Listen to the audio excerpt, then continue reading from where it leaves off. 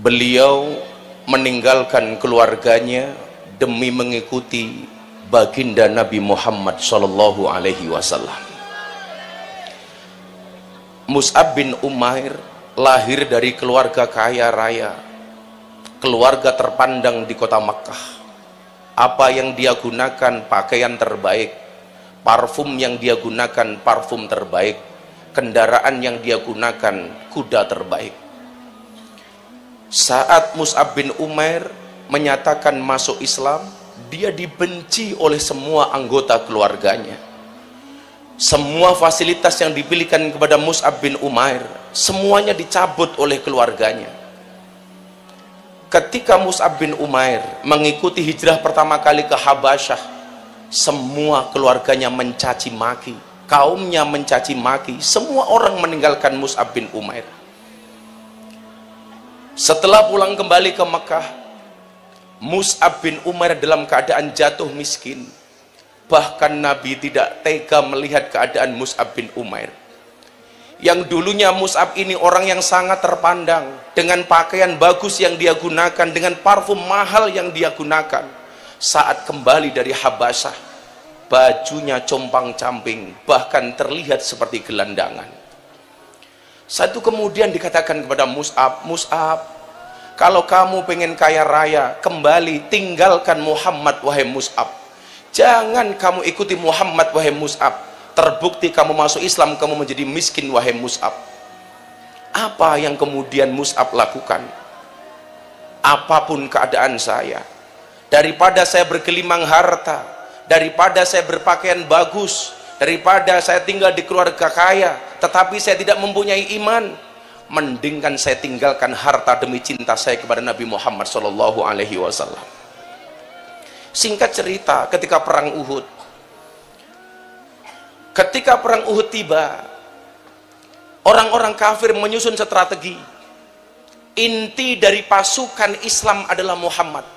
Kalau kita ingin menghancurkan Islam, caranya gampang, kita bunuh Muhammad. Semua pasukan diarahkan untuk membunuh Nabi Muhammad Shallallahu Alaihi Wasallam. Semua penembak jitu, semua tukang panah hanya diarahkan kepada satu sosok. Siapa dia? Baginda Nabi Muhammad Shallallahu Alaihi Wasallam. Saat itu Umair, Mus'ab, oleh Nabi tidak diminta untuk membawa pedang, tapi membawa bendera kebesaran umat Islam saat itu. Mus'ab, kamu tidak usah membawa pedang, tapi kamu pegang bendera itu tinggi-tinggi sebagai simbol kejayaan umat Islam. Maka mudah-mudahan semua yang membawa bendera terinspirasi dari Mus'ab bin Umair. Saat perang terjadi, semua anak panah diarahkan kepada Nabi. Mus'ab bin Umair mengetahui keadaan itu. Apa yang dia lakukan? Dia goyangkan bendera yang dia pegang kanan dan kiri, sehingga tidak satupun anak panah menembus badan kanjeng Nabi Muhammad Shallallahu Alaihi Wasallam. Sehingga keadaan itu kemudian disadari oleh Abu Sufyan. Abu Sufyan mengatakan kepada Ibnu Qami'ah, wa Ibnu Qami'ah, ini anak panah belum bisa menembus badan Mus'ab. Kenapa? Karena dihalangi oleh Mus'ab bin Umair. Kalau kalian pengen membunuh Muhammad, syaratnya habisi dulu Mus'ab bin Umair. Maka Ibnu Qami'ah kemudian maju ke depan. Apa yang dia lakukan? Tangan Mus'ab bin Umair yang memegang bendera ditebas tangannya sehingga lepas dari pergelangannya. Tangan kanan Mus'ab bin Umair hilang demi menjaga dan melindungi Nabi Muhammad Shallallahu Alaihi Wasallam. Pertanyaannya adalah, apakah Mus'ab menyerah? Ternyata tidak. Begitu bendera kejayaan itu jatuh ke tanah, tangan kanan Umair sudah terpotong. Yang dia lakukan adalah mengambil bendera itu dari tanah dengan menggunakan tangan kirinya. Kembali dia kibaskan bendera ke kanan dan ke kiri, sehingga badan Nabi terlindung dari anak panah yang diserangkan oleh orang-orang kafir. Maka Ibnu Qami'ah kemudian menebas tangan kirinya Mus'ab bin Umair. Apakah Mus'ab bin Umair menyerah? Tidak. Begitu melihat Nabi diserang, dua tangan Mus'ab semuanya hilang. Dia ambil bendera itu dengan menggunakan lehernya, tanpa tangan. Mus'ab masih melindungi baginda Nabi Muhammad Shallallahu Alaihi Wasallam. Abu Sufyan mengatakan kepada Qami'ah, ini kalau Mus'ab belum mati, maka Nabi belum bisa kita panah. Apa yang dilakukan oleh Qami'ah? Ditebas menebaslah kaki kanannya sehingga Mus'ab hanya memiliki satu kaki untuk melindungi Nabi Muhammad SAW. Ternyata dengan satu kakinya Mus'ab tidak menyerah. Apa yang dia lakukan? Kembali dia ambil bendera itu, kemudian dia kembali melindungi Nabi dengan lehernya, menggunakan bendera yang dia pegang dengan lehernya. Kembali Ibnu Qami'ah menebas kaki kanannya sehingga Mus'ab terjatuh tanpa tangan, tanpa kaki. Kemudian saat itu anak panah menghujani Nabi Muhammad SAW, tapi mohon maaf, Mus'ab mengatakan, daripada anak panah itu menembus badan Nabi, aku ikhlaskan badanku untuk ditembus panah untuk melindungi Nabi. Sesaat setelah Mus'ab bin Umair mendapatkan banyak anak panah di tubuhnya, dia mengatakan, wa ma Muhammadun illa Rasulullah. Tidaklah Nabi Muhammad itu hanya seorang Rasul, karena yang abadi adalah Allah, hayyun baqi adalah Allah. Maka kemudian Mus'ab bin Umair ketika meninggal dunia, wahai Nabi, inilah caraku membuktikan rasa cintaku kepadamu, wahai Nabi. Bapak Ibu sekalian, gara-gara peristiwa inilah muncul satu ayat yang sering kita baca dalam surat Ali Imran ayat 144. Wa ma Muhammadun illa rasul qad khalat min qablihi rasul afa immata aw qutilan qalabtum ala aqabikum. Apakah kalau Nabi itu mati kamu akan menjadi murtad? Kata Allah. Yang ingin saya sampaikan apa? Cinta kita kepada Nabi dibandingkan Mus'ab tidak ada apa-apanya. Maka ketika saya mau menyerah, saya tidak lagi mau menghadiri majelis, saya akan berhenti naik panggung, naik mimbar, saya malu kepada Mus'ab. Mus'ab dibully oleh kaumnya gara-gara mencintai Nabi, dia tidak menyerah. Apakah gara-gara pembulian itu saya harus menyerah?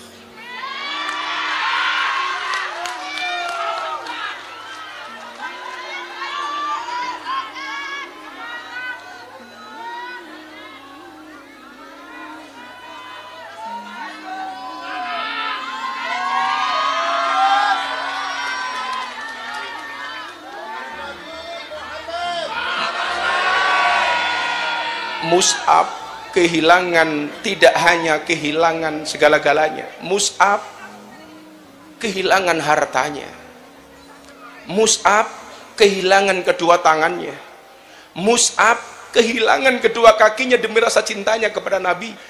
Bahkan Mus'ab menggembuskan nyawa terakhirnya demi melindungi Nabi. Apakah hanya atas nama popularitas saya harus menyerah? Apakah hanya atas nama viral saya harus menyerah?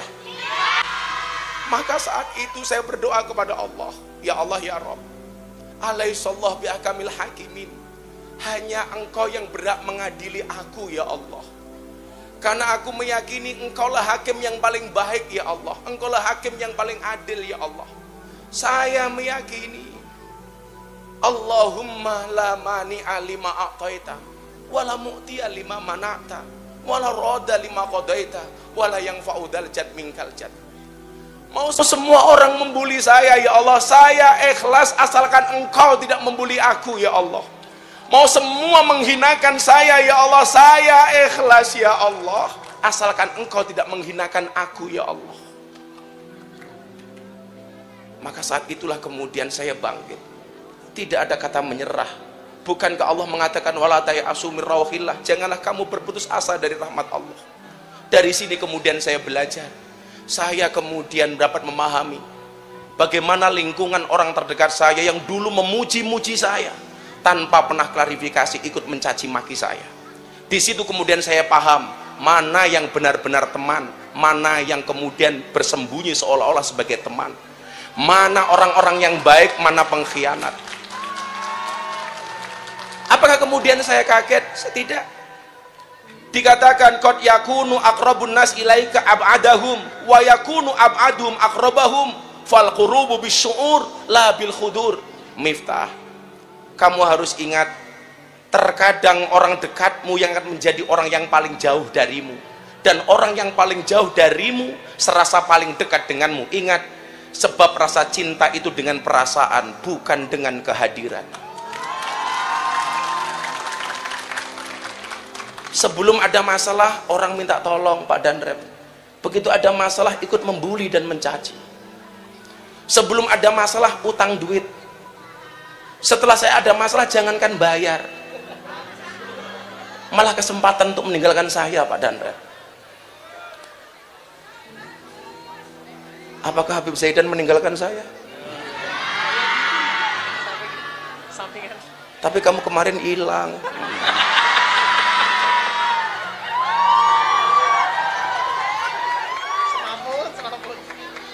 Aku kemarin sempat mikir ketika kamu hilang, Habib Zaidan itu seperti es teh.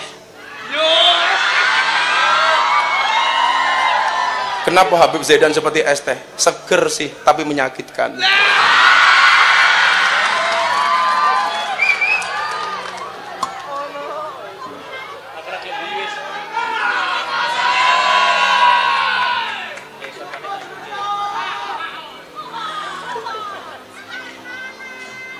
Maka Nabi mengatakan begini, kenapa kemudian akhirnya kita tetap bisa satu majelis? Nabi mengatakan, al arwah junudum mujannadah, fama ta'arafa minha iktalafa, wa ma tanakara minha ikhtalafa. Kenapa kemudian akhirnya masih kita bisa satu majelis? Saya masih bisa sowan jenengan, jenengan masih bisa menerima saya. Ternyata ruh itu dulu saling mengenal. Ruh yang saling mengenal, ketika di dunia dia akan akrab, membuat sebuah komunitas. Sementara ruh yang tidak saling mengenal, dia akan saling mengingkari antara satu dan yang lainnya. Ruh yang saling mengenal, walaupun kita dipisahkan oleh fitnah, walaupun kita dipisahkan oleh satu hal, oleh musibah, tetapi tetap akan bersatu menjadi satu komunitas. Tapi sebaliknya, orang-orang yang mengingkari dan menjauh dari kita, memang dari awal ruh itu tidak pernah mengenal kita. Fama tanakaro ikhtalafa, dia akan kembali pergi. Orang yang kelihatannya pura-pura baik dengan kita, itu mungkin termasuk fama tanakaro ikhtalafa. Di saat kemudian dia mempunyai kebutuhan dengan kita, kepentingan dengan kita, dia akan mendekat. Tapi kemudian seleksi alam dia akan menjauh. Maka seringkali saya mengatakan, kalau berangkat majelis tolong mukanya dibawa, sehingga di dalam majelis tidak sibuk cari muka.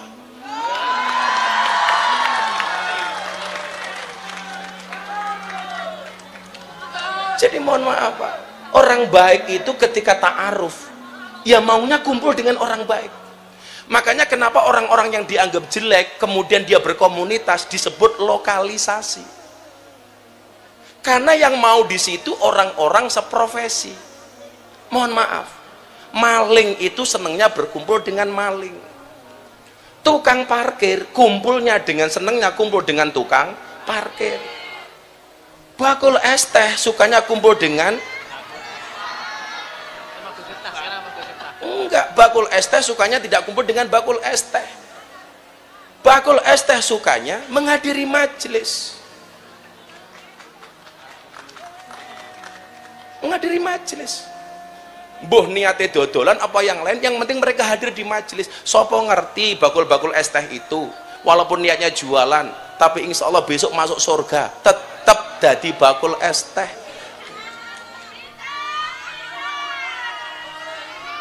Makanya mohon maaf, kalau saya ditanya, Gus Miftah marah dengan kejadian ini, wallah enggak Bib, enggak ada urusan saya Bib. Bahwa kemudian saya menyadari ini sebagai bentuk cara Allah membersihkan dosa-dosa saya, amin. Maka kemudian dalam sebuah mutiara disebutkan jawahirul insan fi salasatin, mutiara manusia itu ada dalam 3 hal. Ketika saya membaca ini Pak, saya tidak mau menyerah. Yang pertama apa? Kitmanul fakri hatta yadhunnun nas annaka ghaniyun. Yang pertama, kalau Anda ingin menjadi orang yang terhormat, sembunyikanlah kemiskinan sehingga orang menyangka seolah-olah Anda adalah orang yang kaya. Kita mungkin tidak semuanya ditakdir kaya oleh Allah, tapi mohon maaf, jangan pernah jual kesusahan kita di hadapan orang lain. Jangan pernah kamu nulis WA susah di status WA-mu. Tidak semua kontak yang ada dalam HP-mu peduli dengan statusmu. 99% ketika kamu nulis status susah di WA, 99% tepuk tangan.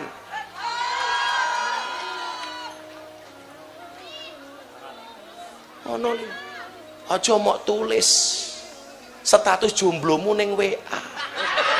Ora ono sing peduli, ora ono sing gagas. Mas Ante Waili, saya meyakini Zaidan itu jomblo yang keren, nggak punya pacar tapi banyak yang naksir. Santai Waili.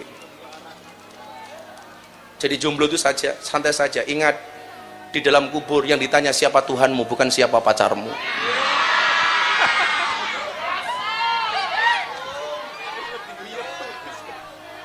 Gue aja guyu, gue viral meneh.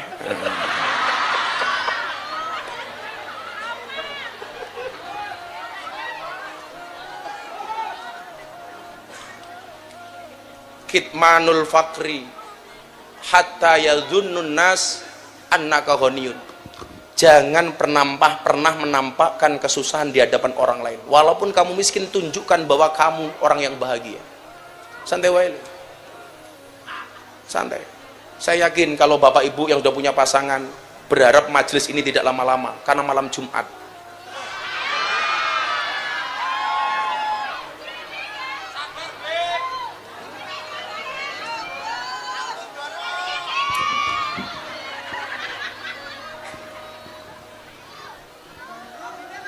Santai saja, Bib. Al-wahdatu huwa ang tasma'uhum wa ang fa'ahum wa la tajidu may yasmau'a wa yafhamuka. Kesendirian itu adalah engkau mendengarkan dan memahami orang lain, tapi tidak satu pun yang mendengarkanmu dan memahamimu. Santai wae.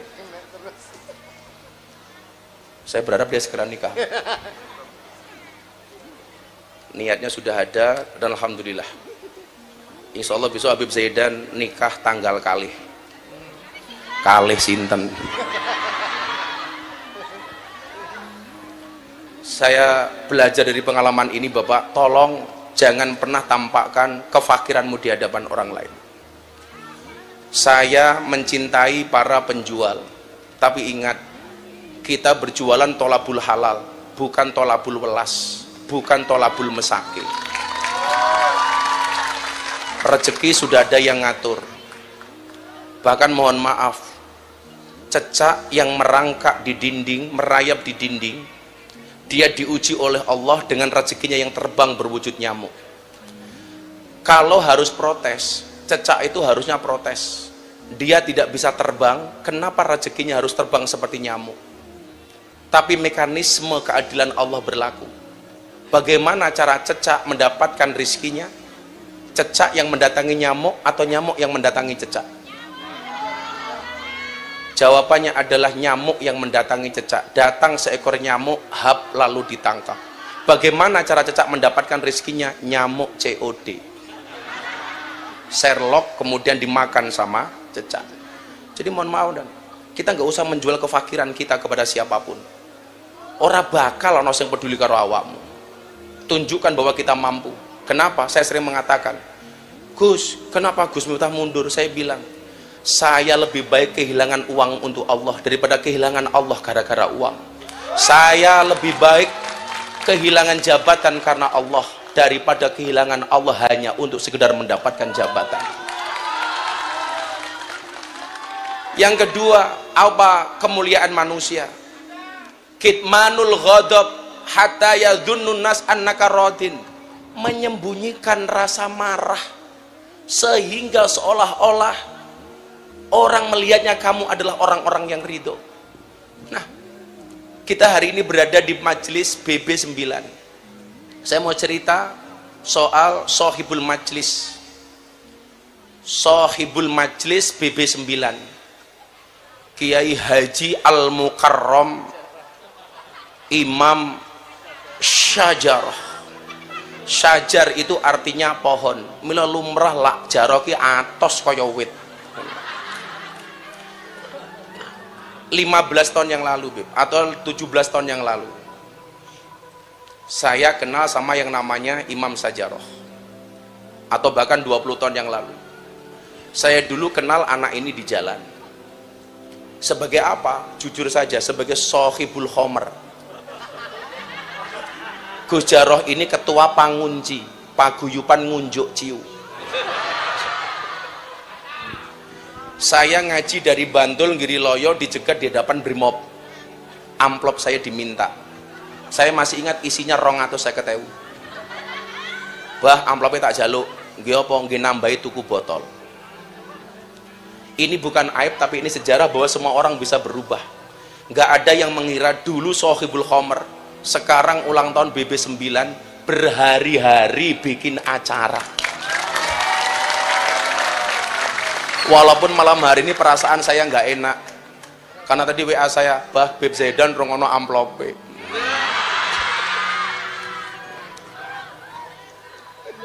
Saya ketemu dengan seseorang namanya Mbah HDWR, Haji Dalwari, yang punya juragan tenda itu, Pak. Beliau mengatakan sama saya apa? Gus, kula nitip Jaroh Mang Openi. Saya sowan ke Lempuyangan, Bu Nyai Daldiri, ibunya Gus Karim yang mimpin Dzikrul Ghafilin malam Ahad Pahing. Beliau mengatakan apa? Gus, kula nitip Jaroh. Saya ketemu ibu angkatnya Gus Jaroh di Gedong Kuning. Beliau mengatakan apa? Gus, dari semua orang ketoke sing iso ngopeni Jaroh mung awakmu. Aku nitip awakmu Gus ya, tulung Jaroh diopeni. Kula mikir, iki menungso apa wedhus kok kon ngopeni.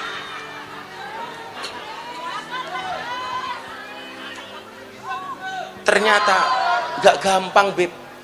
Perjalanan saya kemudian mulai saya berniat ngopeni Gus Jaroh ini gak gampang. Kejadian, Gus, Mang mriki di kafe. Ngopo? Gus Jaroh ngantemi wong. Tangannya berdarah-darah, Pak. Berdarah-darah. Saya langsung datang. Bener. Kula kon gelut menangan, Pak. Sak janjane iki untune utuh kaya awake dhewe. Ning mergo sering gelut diwantemi dadi ompong niku. Niku sejarahnya ngoten niku. Saya ingin mengatakan kepada Anda bahwa agama ini hadir untuk limangkana yarjullah wal yaumal akhir. Bahwa semua orang itu punya harapan untuk menjadi baik. Di konco-konco BB9. Saya menyampaikan ini bukan membongkar aibnya Jaroh, tetapi supaya kita bisa banyak belajar dari Gus Jaroh. Saya ditelepon lagi. Gus Jaroh ning Polsek. Ngopo? Ditangkap karo polisi mergo nggawa pedang ning Lempuyangan. Gue pedang kelewang panjang kan. Saya datang ke Polsek, saya jaminkan diri saya untuk membebaskan Gus Jaroh.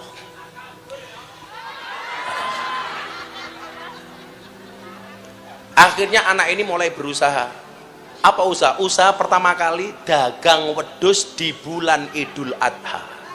Makanya kenapa dia disebut Sohibul Ghanam, kancane wedhus. Waktu itu utang saya 10 juta dan begitu selesai Idul Adha, wedhusnya entek, duitnya ya entek.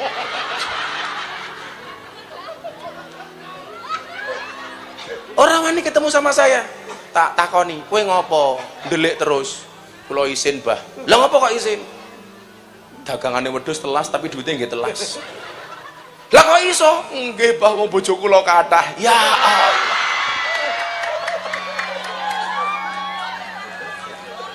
Dari semua perjalanan itu nyuwun sewu, Beb. Kenapa kok saya sabar? Saya meyakini bapaknya Gus Jaroh itu wali. Namanya Mbah Hadi. Orang mungkin Mbah Hadi ki orang dongake Gus Jaroh. Nggak mungkin, nggak ada satu cuil pun doanya Mbah Hadi yang tidak nempel ke Gus Jaroh. Mbah Hadi tak cerita nih, Beb. Kita nggak ada apa-apanya dengan Mbah Hadi. Mbah Hadi itu kalau wirid, kalau dzikir, beliau berada di kamar 40 hari nggak akan keluar kamar walaupun bajunya kotor selama tidak najis. Wiridnya nggak mandek-mandek. Itu namanya Mbah Hadi.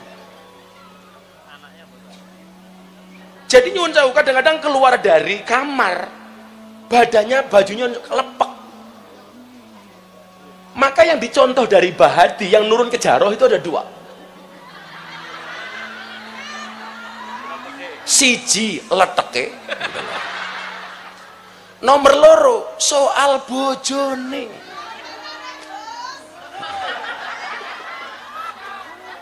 Sing paling kuat ngopeni mung loro, Yeni karo Puput.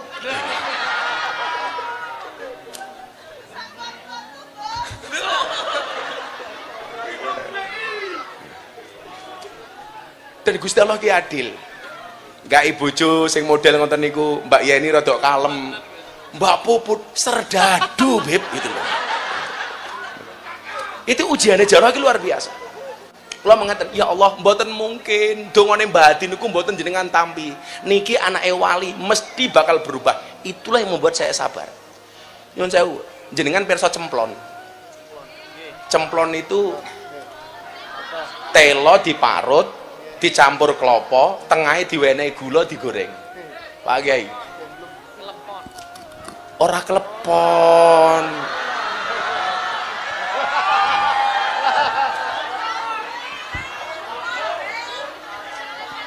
Aku ngerti ngopo Habib kok kelingan klepon padahal aku ngomong cemplon beda.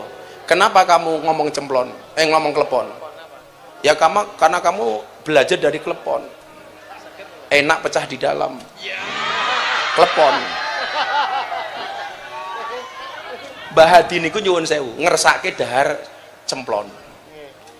Begitu mau minta sama Bu Nyai, dawuh, beliau mengatakan begini, jangan-jangan iki nafsu. Untuk membunuh nafsu makan cemplon, Mbah Hadi bapak Ego Jarah niku nyuwun sewu. Dikir fidak semalam suntuk, fidak kubro. Maca tahlil la ilaha illallah dhewe ping 100.000. Dari maghrib sampai duhur baru selesai, Pak. La ilaha illallah, la ilaha illallah sampai selesai. Berapa hari beliau melakukan itu untuk membunuh nafsu makan cemplon? 7 hari 7 malam, Pak. Ini nafsu, ini nafsu, ini nafsu. Sampai 7 hari 7 malam. Bar pitung dino bapak Gus Jarah niku tetap ngersake dahar cemplon. Akhirnya beliau mengatakan, oh iki bukan nafsu, jangan-jangan aku pengen tenan mangan cemplon. Dawuh kepada Bu Nyai, Bu, aku gawekno cemplon. Sama ibunya Gus Jarah itu digoreng ke cemplon, baru dimakan 1 gigitan. Mbah Yai Hadi mengatakan apa? Landene cemplon ki rasane mung kaya ngene. Untuk menebus kesalahan 1 gigitan makan cemplon, Mbah Hadi kembali dikir fidak 7 hari 7 malam fidak kubro. Wih bapak nih, mbahasan anak solate mat kolam cing, komat teko salam plencing. Itu Mbah Hadi. Wallah, Mbah Hadi niku Pak nyuwun sewu, jenengan sing ashabul lempuyangan. Mbah Hadi itu kalau poso menawi buka hanya minta air panas 1 gelas, kemudian ngerebus cabai itu direbus 7. Sebelum minum air cabenya dikeletus. Ketika ditanya, "Bah kok ngoten?" "Heeh, nggih mateni nafsuku." Itu Mbah Hadi. Maka saya meyakini iki piye-piye anake wali, cah iki mesti iso berubah. Singkat cerita, bar kecelakaan, numpak mobil ning ring road. Ndelalah mobilnya balik, Pak. Balik. Kelingan mboten? Ambiar. Ambiar, Pak. Mobilnya itu nggak cuman terbang, Beb. Nggak cuman balik. Mabur, Beb. Gitu. Wung buk buk buk buk buk buk buk buk. Delalah, orang mati. Niku akhirnya janji kali kula napa? Bah, kula janji pengen dadi kalau wong apik. Itu dalam keadaan berdarah. Itu kalau ndelok kecelakaan nih, lak Gusti Allah ki rasa yang karo Jarah. Nyuwun sewu. Modar bocah kuwi, modar. Tapi kemudian saya mengatakan apa? Kan kula nyuluke jaman menika mboten Gus tapi guys. Guys, iki Allah ki sayang karo awakmu. Kula ora ndang tobat. Hati-hati loh, Allah masih memberikan kamu kesempatan hidup kedua kalinya. Ngoten Mbah. Kowe tobat to. Singkat cerita dari peristiwa itu kemudian Allah anugerahkan tanah wakaf ning Ngentak. Ning Ngentak. Yang kemudian menjadi pondok pesantren Ibnu Hadi. Allah sudah mulai kasih. Di situ kemudian kula kedah pripun Mbah, kowe gawe majelis malam Selasa itu sekaligus meresmikan pondok pesantrennya. Takon Jarah sing resmeke sapa, sing modali sapa?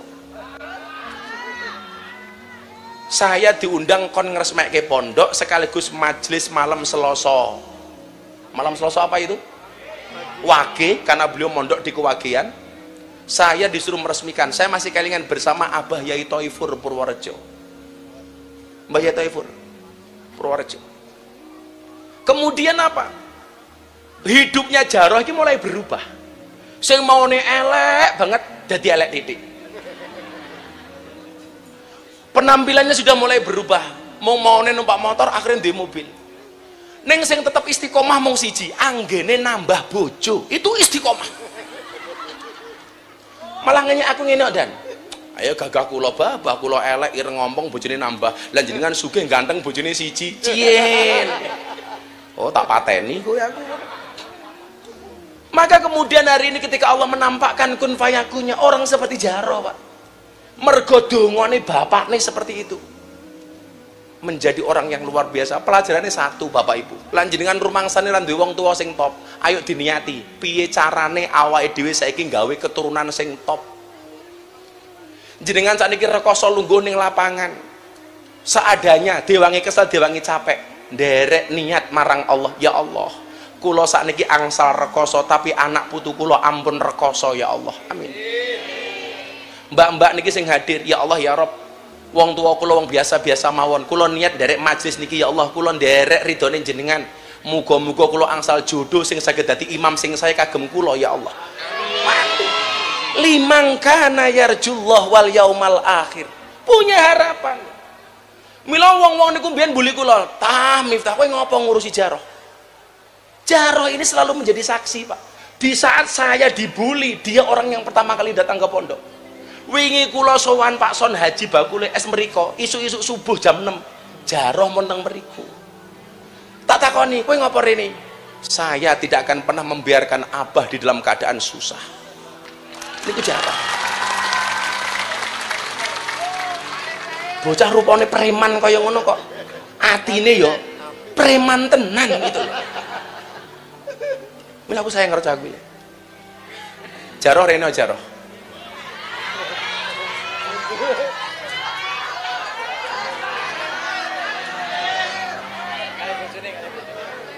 Wani ra nggo bojo loro-loro nih.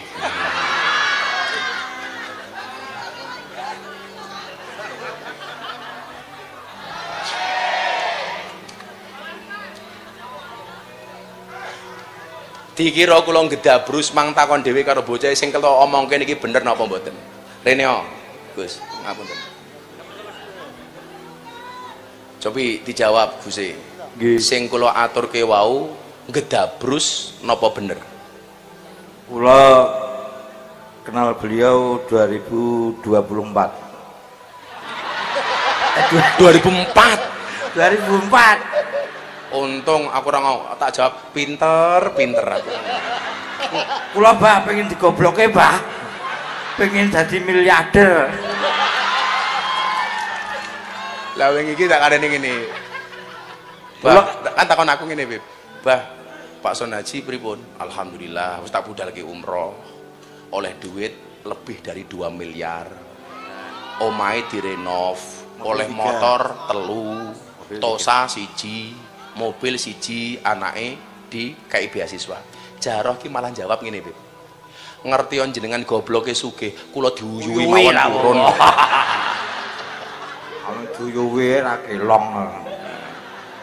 Saya kenal beliau Abah Miftah itu 2004. Dulu beliau tak tegak di depan Brimob.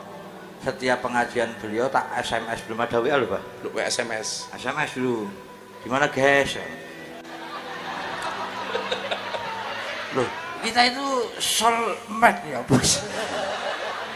Jadi 2004 terus beliau setiap pengajian saya ingat, Pak. Dulu ngaji di Imogiri. Terus tak mintain, alah amplopnya mikir kata seket. Kata seket saya kok ya larangin umum. Apa sih padahal ngajinya ya podo kalau aku. Kurang sepiro, Bib, kurang sepiro. Saya ngimami sholat subuh. Allah. Buka wati ya, Pak. Saya masih ikut mertua. Kalau tak cerita dewe mawon. Oh, cerita dhewe. Oh, iya cerita dhewe, Pak. Jadi omong nang kuwi. Izin dan nih Pak, dari Pak Kabinda, Pak. Oh, ada Pak Kabinda tadi, mau nggak kita Pak Kabin. Makasih Pak Kabin. Pak Danyon. Tepuk tangan untuk beliau-beliau. Beliau ini Pak Danrem, Pak Kabinda, Pak Dandim, Pak Danyon. Kalau itu Danyon 403. Kalau Gus Jaron Danyon 40 tidak. Cetokno kuwi sing mabuk kuwi ning ngarep masjid. Nggih, apa? Kula nate tak suruh ngelebokkan di teras. Memasukkan kok ngelebokkan gitu, memasukkan Ke teras. Kan kalau beliau kan dulu itu ngaji di kafe-kafe ya ta? Lah saya kan di mana-mana ngaku saya itu adiknya Gus Miftah gitu. Karena salah satu kunci password masuk di hiburan malam agar gratis nyebut jenenge Gus Miftah. Itu gitu. Itu. Ini bujuku ora nesu lho, ajar lho. Bujuku melu itu. Masa lalu ra apa-apa. Ora apa-apa ya. Setiap orang itu punya masa lalu dan setiap orang punya masa depan. Kulo nggih nyonton jenengan, Pak. Terus nah, saya dimasukkan. Dikasih sekran. Sekran campurannya salah nih, Pak. Diaturke sekran ki apa? Piceran. Sekran itu yang pakai gini tuh, yang kayak kayak teko. Ada red label, ada Taufik. Kuwi ana loro jenise, ana sing soft karo sing hard. Pertama hard dulu. Soft dulu. Set. 2 jam entek. Habis. Tak cari orangnya hilang. Ternyata pulang ngimami sholat subuh 3:30. Iki pengalaman ora ditiru, tak ajar kabeh kowe. Wis ta meneng iki. Ini sampai tahadus binikmah saya dengan beliau, muga-muga dadi akun fillah. Amin. Batine gendho kok iso dalil barang ngono kuwi ya. Jarine ape anak wali. Pun, terus akhirnya pun kok kan nanggung ngombe niku. Iki mung critane mbiyen lho, ngombe niku lek mung nanggung ngeten ora penak. Ngombe set modar. Langsung turu kelas biasanya gitu. Akhirnya saya kurang. Saya memarani. Mendatangi.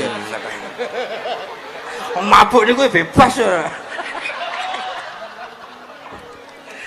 Saya ndugeni abahe sowan abahe. Abahe ini entase wonten Polo Dadi Polo Dadi UPN niku. Ternyata kula duduk. Wah.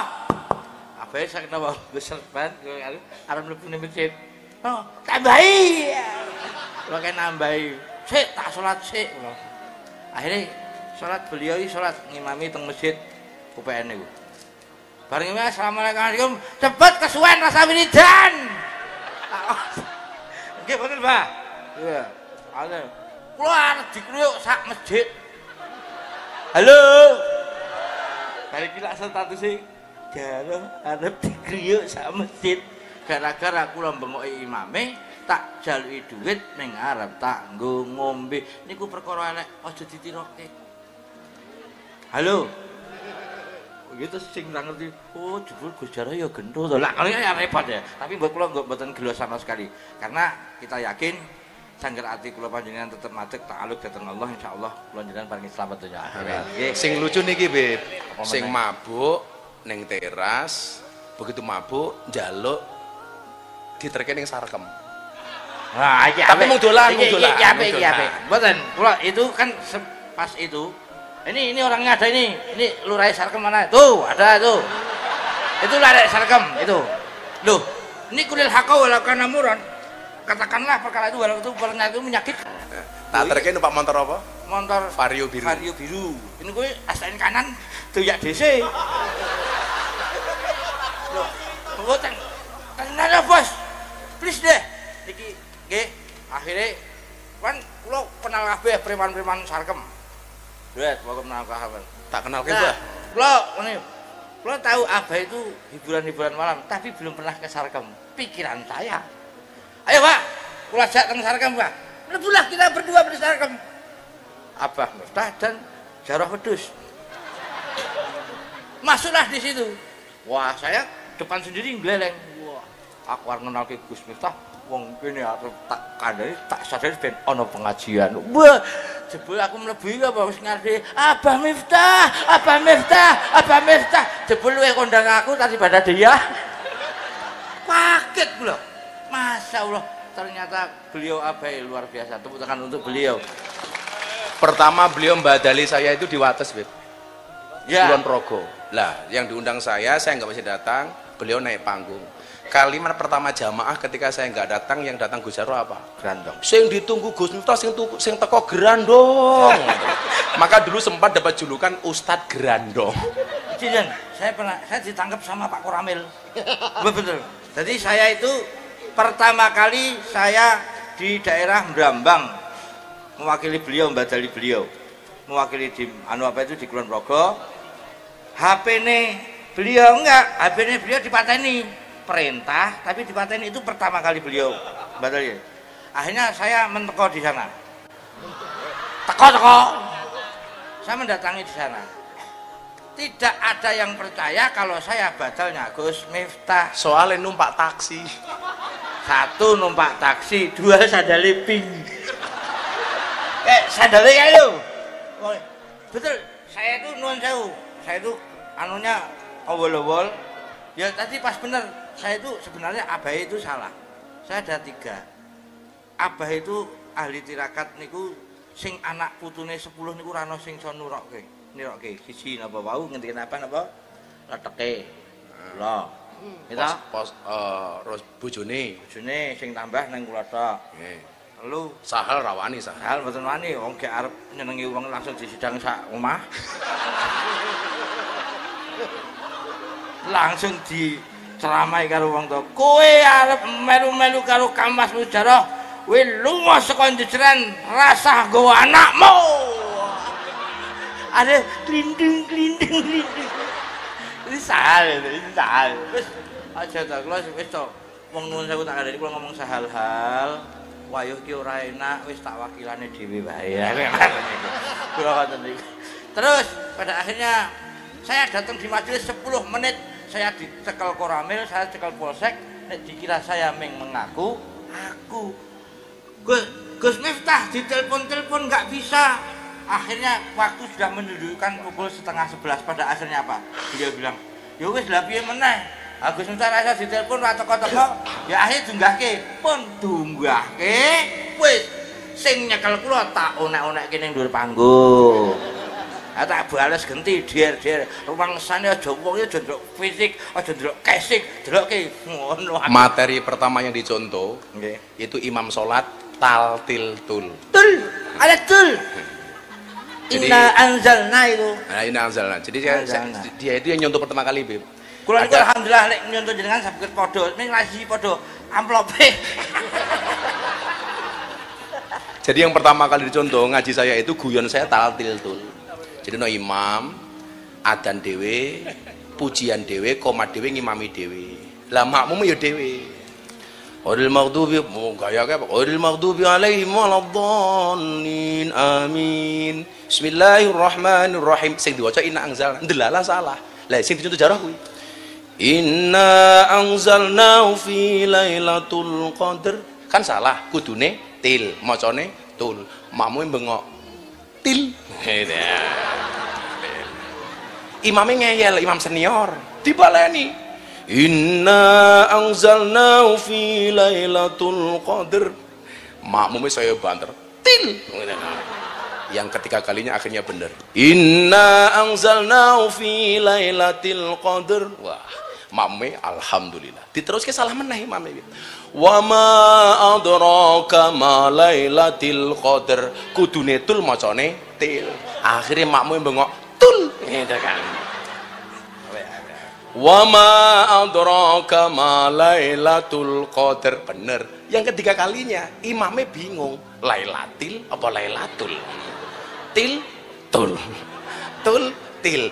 Ndelalah jaroh ki rekane nerokke salah. Angel.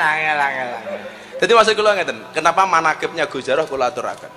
Siapapun di antara kita hari ini yang pernah punya dosa, punya salah, seberapa besar pun salahmu, seberapa besar pun dosamu, jangan pernah berputus asa, yakin ampunan dari Allah pasti akan datang. Saat saya ketemu kiai saya di Jakarta, beliau mengatakan begini, Le, kamu nggak usah malu, kamu sudah minta maaf kalau toh itu sebuah kesalahan. kamu bukan koruptor, kamu nggak makan uang rakyat, kamu nggak usah malu. Tadinya Beb nyuwun sewu, aku ketemu wong isin Beb, seolah semua orang melihat saya enggak. Ternyata Allah buktikan Beb, saya umroh ketemu masyarakat Indonesia di sana, semua mengatakan, bah sing semangat, jenengan bukan koruptor, Anda tidak makan uang rakyat, Anda tidak merugikan rakyat. Makanya nyuwun sewu, pelajaran yang kita ambil dari Gus Jarot malam hari ini adalah seberapa banyak pun kesalahan kita, ingat Allah itu maha pemberi ampunan atas kesalahan-kesalahan kita. Kowe nggawe acara bengi iki tak piro? Kawan 100 kali dosa juta. Wuh, sugih tenan kowe. Anak buah Abah Miftah. Ya wis. Apa kudu nyumbang ra bengi? Wajib. Tasku gurune tasku Ndre. Sallallahu Muhammad. Berat. Masya Allah, Allah Akbar. La haula wala quwwata. Gue rasa ngarep-ngarep sing oke.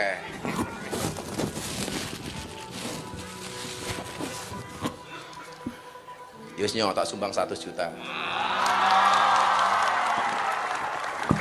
Sallallahu Muhammad. Guys, kita ke kafe mana malam ini?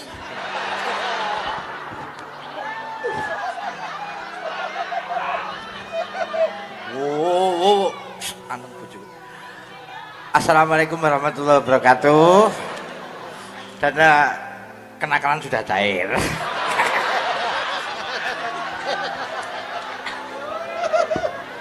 Darah, tas darah. Alhamdulillah, saya mewakili selaku Dewan Syuro Brigade Bintang 9 mengaturkan yang berjuta tinggi, berjuta-juta, 100 juta. Matur nuwun sama Abah Miftah. Pokoknya semoga Abah Miftah selalu diberikan keistiqomahan untuk membimbing kami, khususnya saya, dan insya Allah beliau selalu akan kita direi zahirun wa batinan, dunyan wa ukhron, dan semoga semua perjalanan-perjalanan yang kita telah, aku bingung lewat nyekek duit ini, otakku ini bingung ngarang gua apa. Bojoku ngacung seman. Allah, skincare. Bu, Praise ini ngurus ini mudatan. Maaf nggih, ini saya zahirun wa batinan. Saya sebagai mengikuti beliau. Itu gini, kenapa kok saya itu mengundang majelis-majelis akbar? Karena satu, Brigade Bintang 9 ini bukan semuanya dari kalangan orang baik. Hampir mayoritas 75% dari teman-teman di jalanan. Ini sebenarnya juga bimbingan dari beliau Abah Miftah yang dibimbing dari 2004 yang lalu, yang notabene Abah sudah lebih naik, akhirnya saya yang ngopeni di bawah. Makanya di pas bawah itu kekurangan dana, yang ditabung-tabung tok, akhirnya hasilnya seperti ini. Betul apa? Pokoknya istiqomah berkah dari Abah Miftah. Muga-muga kula panjenengan sedaya nggih kersa ikhlas ndongake Abah Miftah. Jenengan kula matur jenengan mengjawab, jenengan tetap istiqomah kali Abah Miftah. Jenengan tetap mengharapkan Abah Miftah berhenti untuk berdakwah atau tidak? Untuk selalu ahad paing prain apa mboten? Selawatan lanjut apa mboten? Rutinan gene Habib Zaidan wonten Pondok Ora Aji terus napa mboten? Mugi-mugi dados mudawamah ila yaumil qiyamah. Allahumma. Tepuk tangan untuk Abah Miftah. Semoga diberikan umur panjang berkah maslahat maut dunya dan akhirat. Matur nuwun, Bah, kula pamit pun disangoni.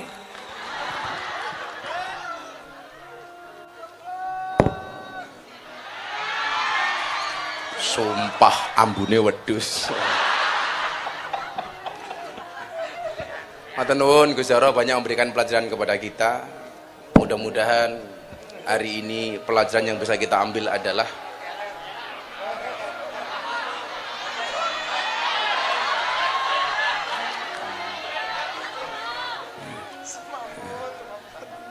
jadi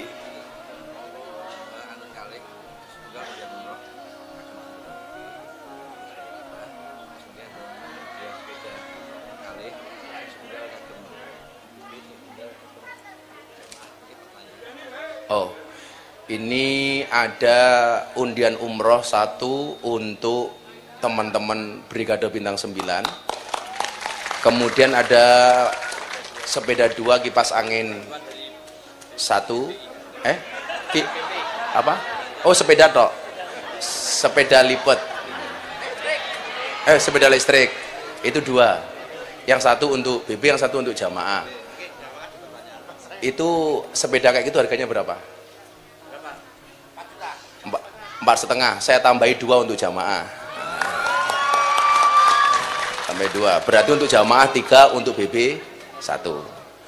Cara ngundine pripun? Niki umroh.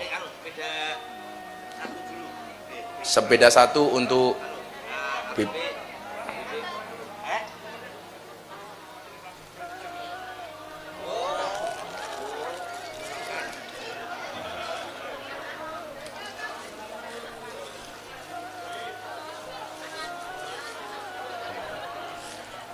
Iki malah kaya cah cilik dolan kaya ngono iki lho.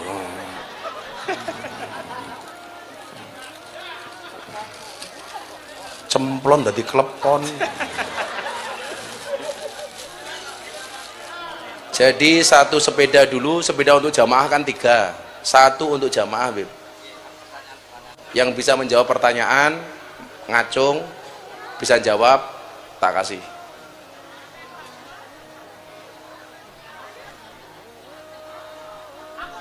Wih, sapa ora to? Oh, yang sepeda pertama untuk anggota. Atas nomor atau nama yang mendapatkan sepeda atas nama Edi Pundong.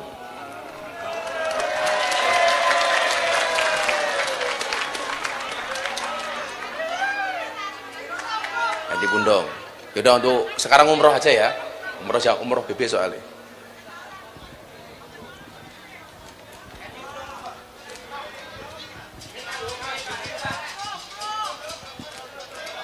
Nomor gawe tiang.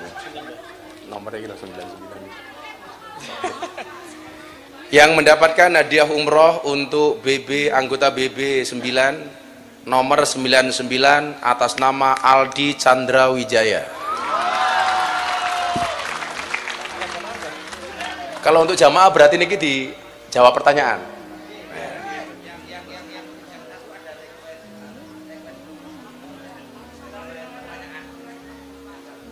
Yang 1.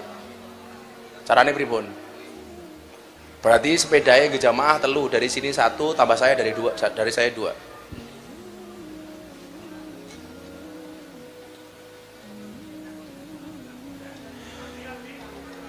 Satu sepeda. Pertanyaan, sebutkan nama komandan Laskar Arafat. Saya rujuk ke Jaroh. Wedok.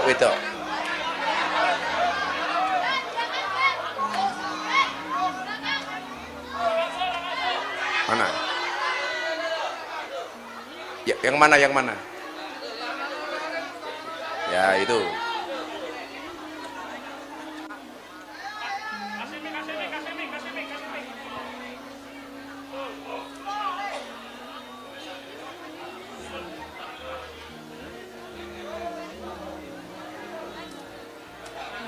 Ayo maju Mbak, yang hitam itu, ayo.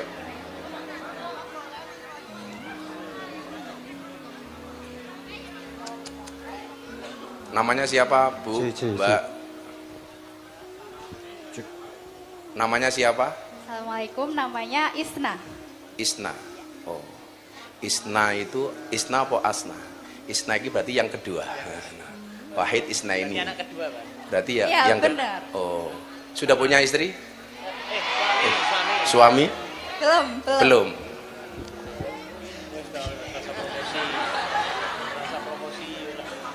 Sebutkan nama komandan Laskar Arafat. Pak Yanto. Bener Pak Yanto? Ya, udah. Rumahnya di Jejeran. Rumahnya di Jejeran? Iya. Nah. Kok kamu hafal Pak Yanto? Kamu punya perasaan apa dengan Pak Yanto? Saya sering lewat rumahnya. Oh, kamu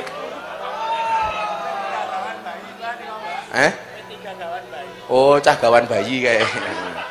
Ya wes Pak Yanto. Sepeda pertama untuk Mbak Isna. Makasih. Sekarang tak kasih pilihan. Pilih sepeda apa pilih foto sama Habib Zaidan?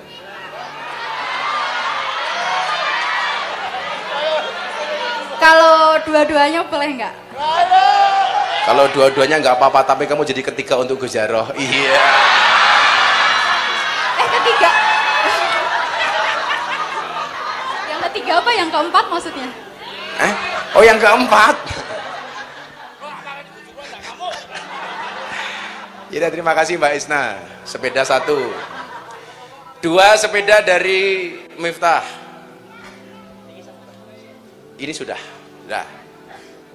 Yang butuh sepeda ngacung. Gus Jarod ditunjuk di yang mana? Yang mana?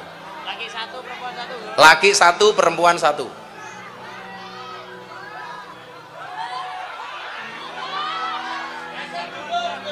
Sedulur Gus Miftah 1. Yang cowok 1 Gus.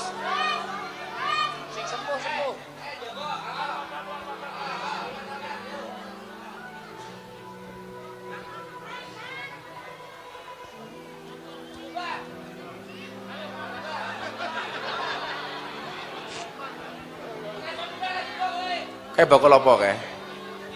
Kaos. Oh enggak, itu yang pakai rompi itu. Kowe ndang loncat. Kowe biasanya loncat karo gondol kulkas iso kok.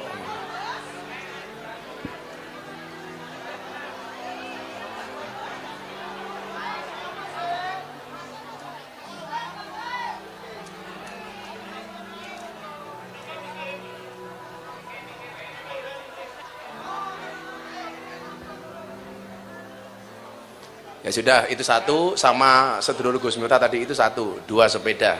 Nanti itu dari saya. Bapak yang saya muliakan, terima kasih atas sambutannya.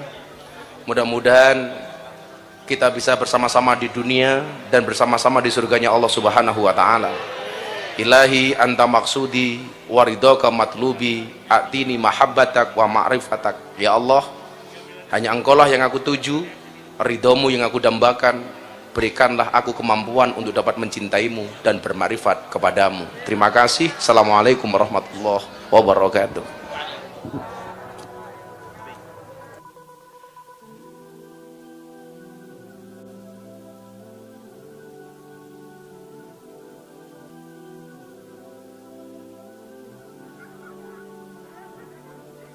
Cik, cik.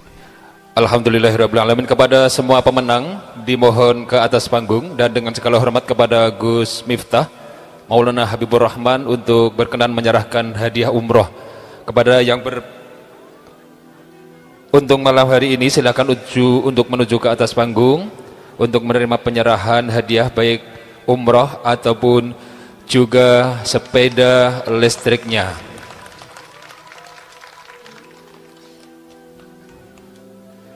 Kemudian untuk yang beruntung mendapatkan hadiah sepeda listrik, dengan segala hormat pula kepada Gus Miftah untuk bisa menyerahkan kepada yang bersangkutan. Untuk sepeda dari BP9 ke Mbak Isna yang menyerahkan Habib Zaidan.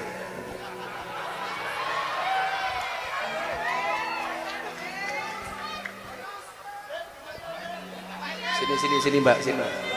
Yang menyerahkan Habibnya. Sini Mbak Isna, sini. Acara selanjutnya adalah penyerahan mahar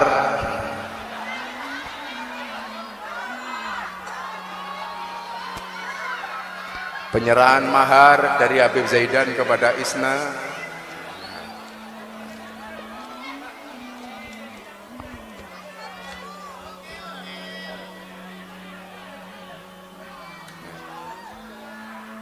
Kita saksikan acara yang sakral ini.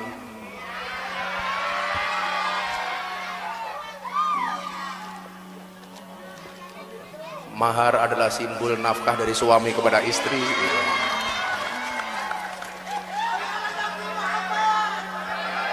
Semoga keduanya dipersatukan sebagaimana Allah persatukan Ipin dan Upin. Makasih Mbak Isna. Yang 2 dari saya tadi, yang ngasih Gus Jarot saja. Yang 2 sepeda dari saya, yang ngasih Gus Jarot.